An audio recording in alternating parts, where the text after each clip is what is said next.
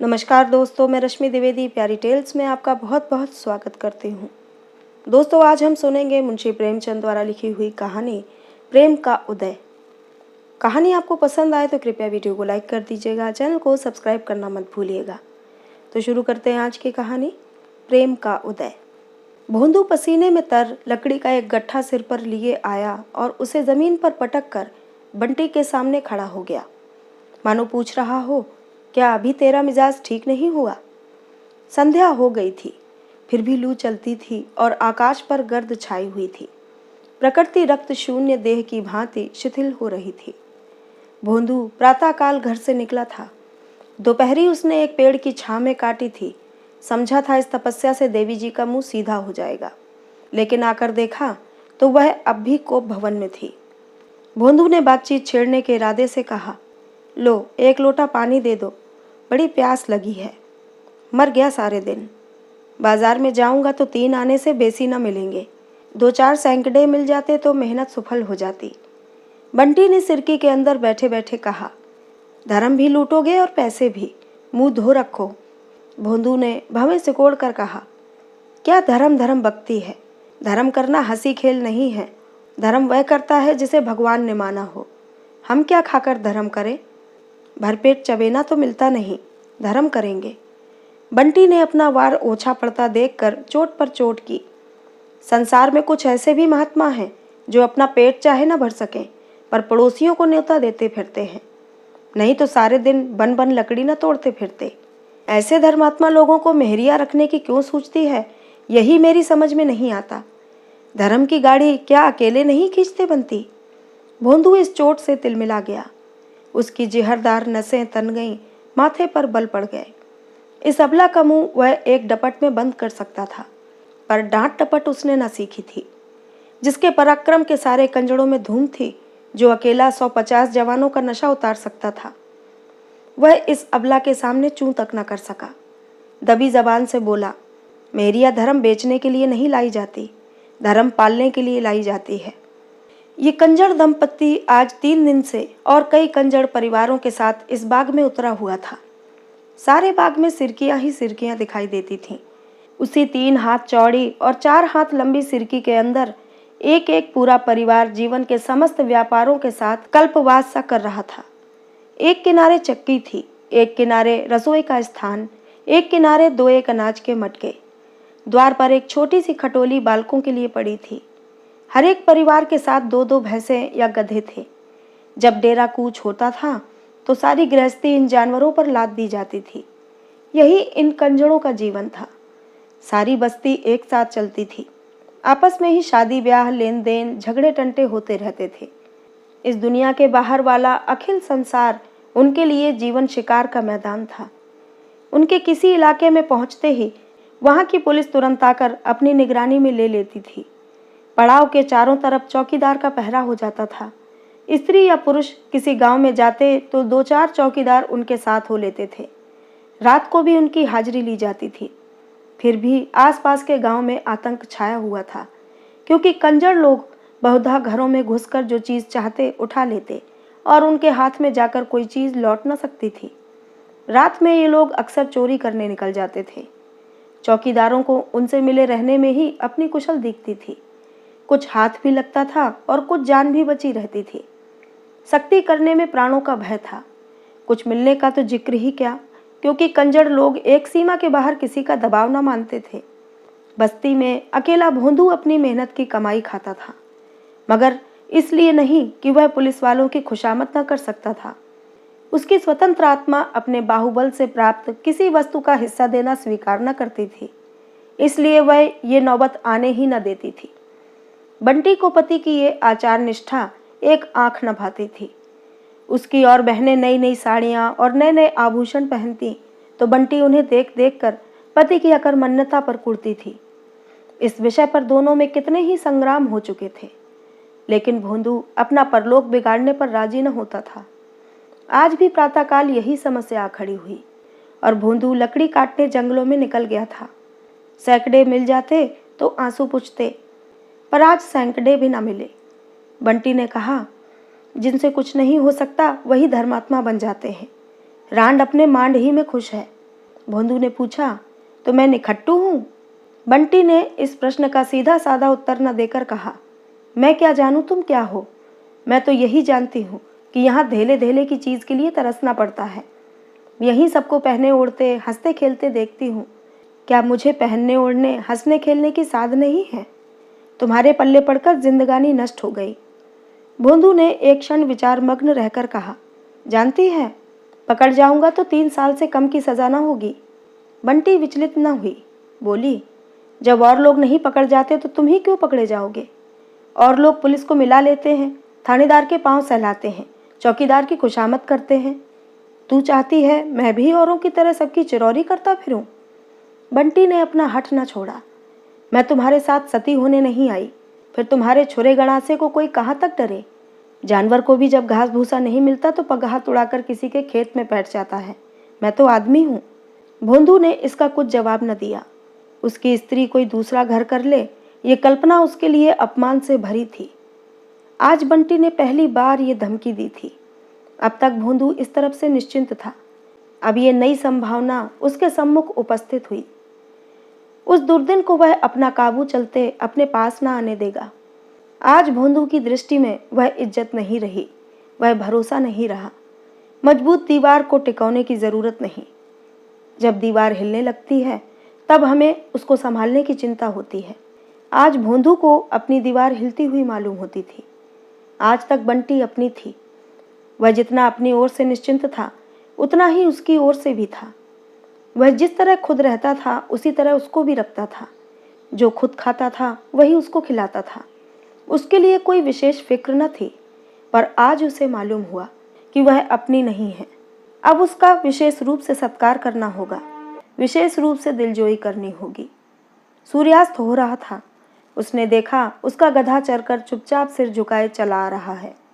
भोंदू ने कभी उसकी खाने पीने की चिंता न की थी, क्योंकि गधा किसी और को अपना स्वामी बनाने की धमकी न दे सकता था। भोंदू ने बाहर आकर आज गधे को पुचकारा, उसकी पीठ सहलाई और तुरंत उसे पानी पिलाने के लिए डोल और रस्सी लेकर चल दिया। इसके दूसरे ही दिन कस्बे में एक धनी ठाकुर के घर चोरी हो गई। उस रात को भोंदू अपने डेरे पर न था। बंटी ने चौकीदार से कहा, वह जंगल से नहीं लौटा। प्रातःकाल भोंदू आ पहुंचा। उसकी कमर में रुपयों की एक थैली थी, कुछ सोने के गहने भी थे। बंटी ने तुरंत गहनों को ले जाकर एक वृक्ष की जड़ में गाड़ दिया। रुपयों की क्या पहचान हो सकती थी? भोंदू ने पूछा, अगर कोई पूछे इतने सारे रुपए कहाँ मिले तो क्या कहेगी? बंटी ने आंखें नचाकर कहा, कह दूंगी, क्यों बताऊं? दुनिया कमाती है तो किसी को हिसाब देने जाती है, हम ही क्यों अपना हिसाब दें? भोंदू ने संदिग्ध भाव से गर्दन हिलाकर कहा, ये कहने से गला ना छूटेगा बंटी। तू कह देना मैं 3-4 मास से 2-2 4-4 रुपए महीना जमा करती आई हूँ। हमारा खर्च ही कौन बड़ा लंबा है। दोनों ने मिलकर बहुत से जवाब सोच निकाले।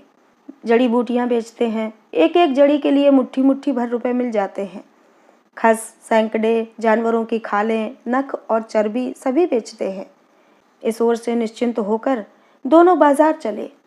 बंटी ने अपने लिए तरह तरह के कपड़े, चूड़ियाँ, टिकुलियाँ, बुंदे, सेंदूर, पान, तमाकू, तेल और मिठाई ली। फिर दोनों जने शराब की दुकान पर गए, खूब शराब पी। फिर 2 बोतल शराब रात के लिए लेकर दोनों घूमते घामते गाते बजाते घड़ी रात गए डेरे पर लौटे। बंटी के पांव आज जमीन पर न पड़ते थे। आते ही बन ठन कर पड़ोसियों को अपनी छवि दिखाने लगी। जब वह लौटकर अपने घर आई और भोजन पकाने लगी तब पड़ोसियों ने टिप्पणियां करनी शुरू की। कहीं गहरा हाथ मारा है, बड़ा धर्मात्मा बना फिरता था, बगला भगत है। बंटी तो आज जैसे हवा में उड़ रही है।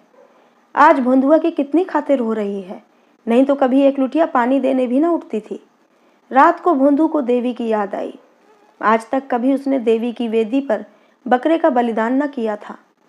पुलिस को मिलाने में ज़्यादा खर्च था, कुछ आत्मसम्मान भी खोना पड़ता। देवी जी केवल एक बकरे में राजी हो जाती हैं। हाँ, उससे एक गलती जरूर हुई थी।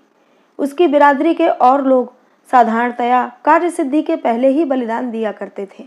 भोंदू ने यह खतरा ना लिया। जब तक माल हाथ ना आ जाए उसके भरोसे पर देवी देवताओं को खिलाना उसकी व्यावसायिक बुद्धि को न जचा। औरों से अपने कृत्य को गुप्त रखना भी चाहता था, इसलिए किसी को सूचना भी न दी, यहाँ तक कि बंटी से भी न कहा। बंटी तो भोजन बना रही थी, वह बकरी की तलाश में घर से निकल पड़ा। बंटी ने पूछा, अब भोजन करने के जून कहाँ चले? अभी आता हूँ। मत जाओ, मुझे डर लगता है। भोंदू स्नेह के नवीन प्रकाश से खिलकर बोला, मुझे देर न लगेगी, तू ना ये गणासा अपने पास रख ले। उसने गणासा निकालकर बंटी के पास रख दिया और निकला। बकरे की समस्या बेढप थी। रात को बकरा कहाँ से लाता? इस समस्या को भी उसने एक नए ढंग से हल किया। पास की बस्ती में एक गड़रिये के पास कई बकरे पले थे। उसने सोचा वहीं से एक बकरा उठा लाऊं। देवी जी को अपने बलिदान से मतलब है या इससे कि बकरा कैसे आया और कहाँ से आया। मगर बस्ती के समीप पहुंचा ही था कि पुलिस के 4 चौकीदारों ने उसे गिरफ्तार कर लिया और मुश्कें बांधकर थाने ले चले। बंटी भोजन पकाकर अपना बनाव सिंगार करने लगी। आज उसे अपना जीवन सफल जान पड़ता था। आनंद से खिली जाती थी। आज जीवन में पहली बार उसके सिर में सुगंधित तेल पड़ा। आईना उसके पास एक पुराना अंधा सा पड़ा हुआ था। आज वह नया आईना लाई थी। उसके सामने बैठकर उसने अपने केश संवारे, मुंह पर उबटन मला। साबुन लाना भूल गई थी। साहब लोग साबुन लगाने ही से तो इतने गोरे हो जाते हैं। साबुन होता तो उसका रंग कुछ तो निखर जाता। कल वह अवश्य साबुन की कई बट्टियां लाएगी और रोज लगाएगी। केश गूंदकर उसने माथे पर अलसी का लुआब लगाया, जिसमें बाल न बिखरने पाए। फिर पान लगाए। चूना ज्यादा हो गया था, गलफड़ों में छाले पड़ गए, लेकिन उसने समझा शायद पान खाने का यही मजा है। आखिर कड़वी मिर्च भी तो लोग मजे से खाते हैं। गुलाबी साड़ी पहन और फूलों का गजरा गले में डालकर उसने आईने में अपनी सूरत देखी तो उसके आबनूसी रंग पर लाली दौड़ गई। आप ही आप लज्जा से उसकी आंखें झुक गईं। दरिद्रता की आग से नारीत्व भी भस्म हो जाता है।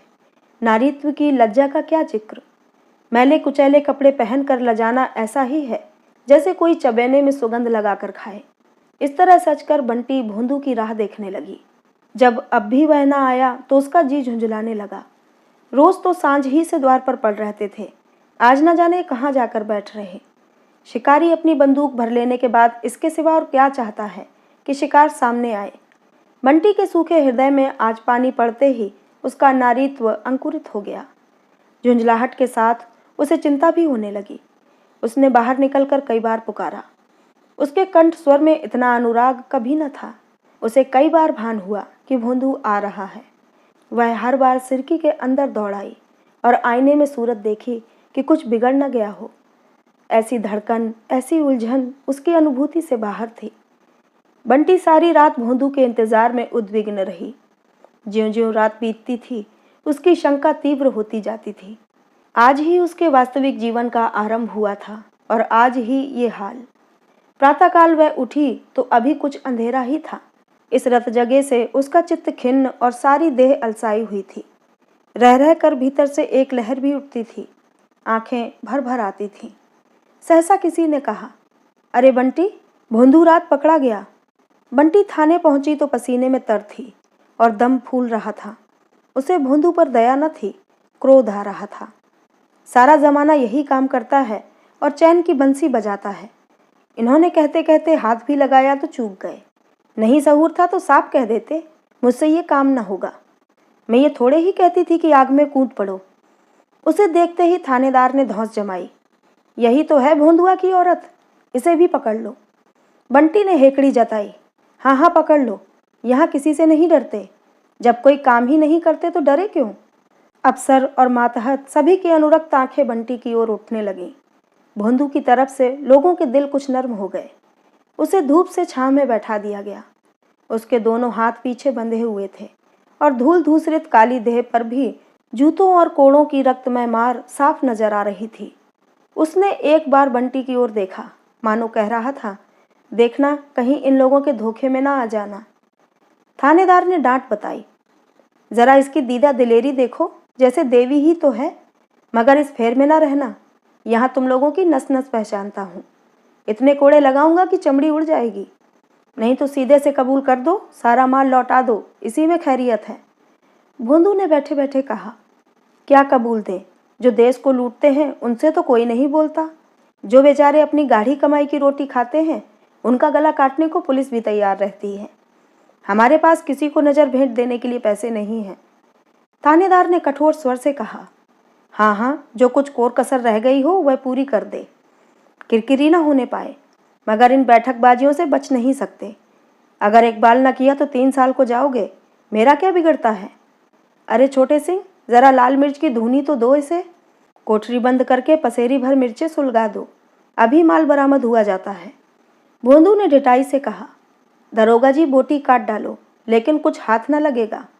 तुमने मुझे रात भर पिटवाया है, मेरी एक एक हड्डी चूर चूर हो गई है। कोई दूसरा होता तो अब तक सिधार गया होता।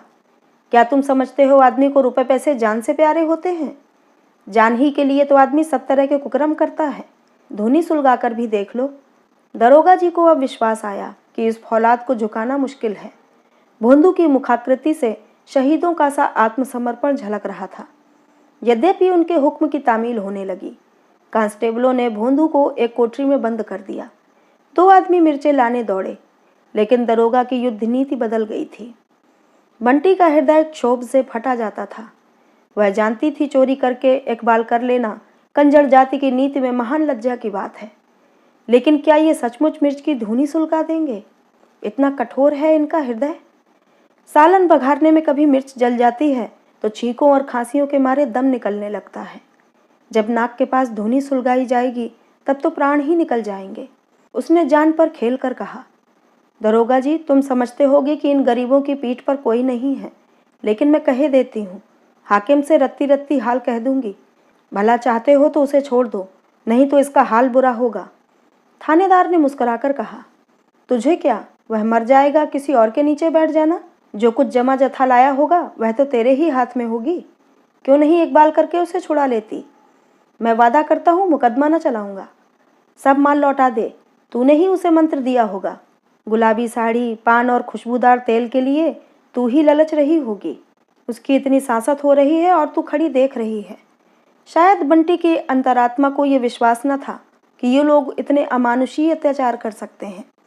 लेकिन जब सचमुच धुनी सुलगा दी गई, मिर्च की तीखी जहरीली झार फैली और भोंदू के खांसने की आवाज़ें कानों में आईं, तो उसकी आत्मा कातर हो उठी। उसका वह दुस्साहस झूठे रंग की भांति उड़ गया। उसने दरोगा जी के पांव पकड़ लिए और दीन भाव से बोली, मालिक, मुझ पर दया करो, मैं सब कुछ दे दूंगी। धुनी उसी वक्त हटा ली गई। भोंदू ने सशंक होकर पूछा, धुनी क्यों हटाते हो? एक चौकीदार ने कहा, तेरी औरत ने इकबाल कर लिया। भोंदू की नाक, आंख, मुंह से पानी जारी था। सिर चक्कर खा रहा था। गले की आवाज़ बंद सी हो गई थी। पर यह वाक्य सुनते ही वह सचेत हो गया। उसकी दोनों मुट्ठियां बंध गईं। बोला, क्या कहा? कहा क्या, चोरी खुल गई। दरोगा जी माल बरामद करने गए हुए हैं। पहले ही इकबाल कर लिया होता तो क्यों इतनी सांसत होती? भोंदू ने गरज कर कहा, वह झूठ बोलती है। वहां माल बरामद हो गया, तुम अपनी ही गा रहे हो। परंपरा की मर्यादा को अपने हाथों भंग होने की लज्जा से भोंदू का मस्तक झुक गया। इस घोर अपमान के बाद अब उसे अपना जीवन दया, घृणा और तिरस्कार, इन सभी दशाओं से निखित जान पड़ता था। वह अपने समाज में पतित हो गया था। सहसा बंटी आकर खड़ी हो गई और कुछ कहना ही चाहती थी कि भोंदू की रौद्र मुद्रा देखकर उसकी जबान बंद हो गई। उसे देखते ही भोंदू की आहत मर्यादा किसी आहत सर्प की भांति तड़प उठी। उसने बंटी को अंगारों से तपती हुई लाल आंखों से देखा। उन आंखों में हिंसा की आग जल रही थी।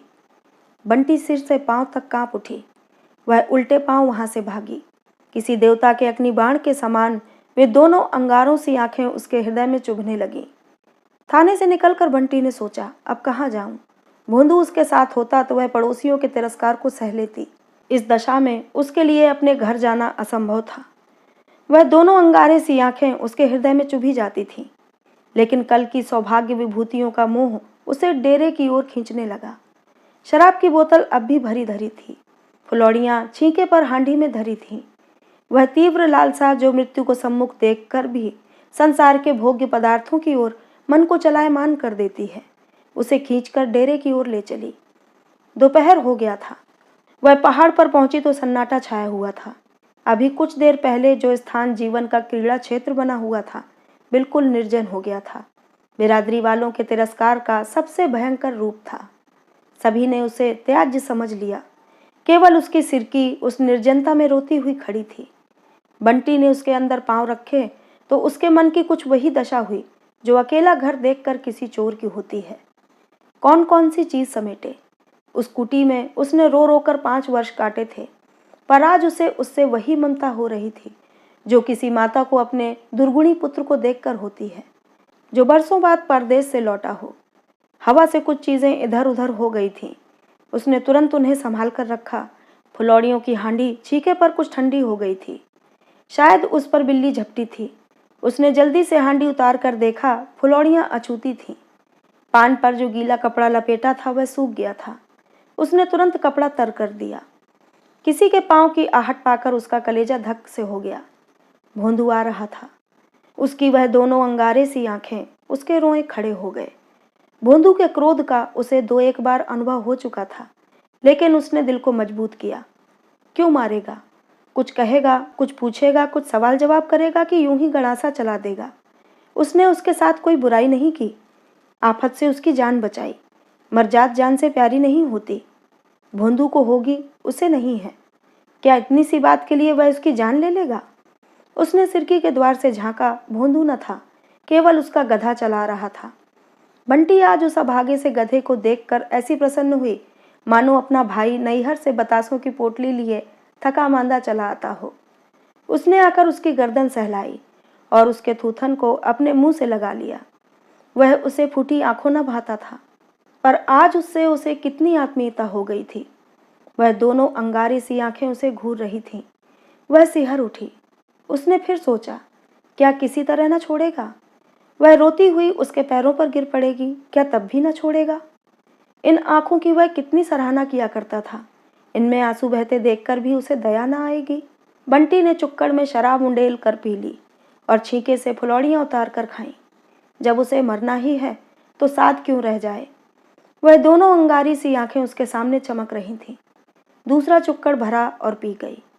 जहरीला ठर्रा जिसे दोपहर की गर्मी ने और भी घातक बना दिया था, देखते देखते उसके मस्तिष्क को खौलाने लगा।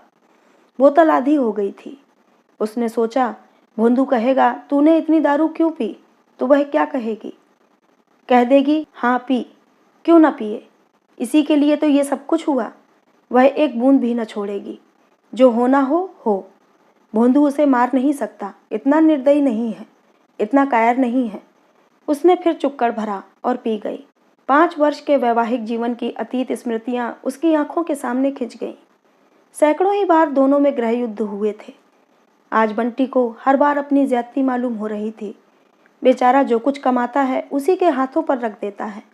अपने लिए कभी एक पैसे की तमाकू भी लेता है तो पैसा उसी से मांगता है। भोर से सांझ तक बन बन फिरा ही तो करता है। जो काम उससे नहीं होता वह कैसे करे? यकायक एक कांस्टेबल ने आकर कहा, अरे बंटी कहाँ है? चल देख, भोंदुआ का हाल बेहाल हो रहा है। अभी तक तो चुपचाप बैठा था, फिर न जाने क्या जी में आया कि एक पत्थर पर अपना सिर पटक दिया। लहू बह रहा है। अगर हम लोग दौड़कर पकड़ न लेते तो जान ही दे दी थी। 1 महीना बीत गया था। संध्या का समय था। काली काली घटाएं छाई थीं और मूसलाधार वर्षा हो रही थी। भोंदू की सिरकी अब भी निर्जन स्थान पर खड़ी थी। भोंदू खटोली पर पड़ा हुआ था। उसका चेहरा पीला पड़ गया था और देह जैसे सूख गई थी। वह सशंक आंखों से वर्षा की ओर देखता है, चाहता है उठकर बाहर देखूं, पर उठा नहीं जाता।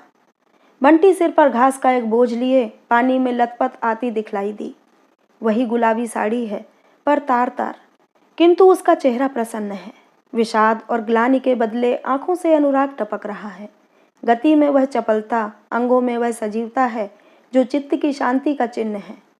भोंदू ने क्षीण स्वर में कहा, तू इतना भीग रही है, कहीं बीमार पड़ गई तो कोई एक घूंट पानी देने वाला भी न रहेगा। मैं कहता हूँ तू क्यों इतना मरती है? 2 गट्ठे तो बेच चुकी थी, तीसरा गट्ठा लाने का क्या काम था? ये हांडी में क्या लाई है? बंटी ने हांडी को छिपाते हुए कहा, कुछ तो नहीं है, कैसी हांडी? भोंदू जोर लगाकर खटोली से उठा, आंचल के नीचे छिपी हुई हांडी खोल दी और उसके भीतर नजर डालकर बोला, अभी लौटा, नहीं तो मैं हांडी फोड़ दूंगा। बंटी ने धोती से पानी निचोड़ते हुए कहा, जरा आईने में सूरत देखो, घी दूध कुछ न मिलेगा तो कैसे उठोगे? कि सदा खाट पर सोने का ही विचार है? भोंदू ने खटोली पर लेटते हुए कहा, अपने लिए तो एक साड़ी नहीं लाई, कितना कह के हार गया। मेरे लिए घी और दूध सब चाहिए, मैं घी न खाऊंगा। बंटी ने मुस्कुराकर कहा, इसीलिए तो घी खिलाती हूँ कि तुम जल्दी से काम धंधा करने लगो और मेरे लिए साड़ी लाओ। भोंदू ने मुस्कुराकर कहा। तो आज जाकर कहीं सेंधा मारूं? बंटी ने उसके गाल पर एक ठोकर देकर कहा, पहले मेरा गला काट देना, तब जाना। तो दोस्तों, ये थी कहानी प्रेम का उदय। आपको कैसी लगी कमेंट में ज़रूर बताइएगा। चैनल को सब्सक्राइब करना मत भूलिएगा। तो मिलते हैं अगली कहानी में। कहानी को पूरा सुनने के लिए बहुत बहुत धन्यवाद।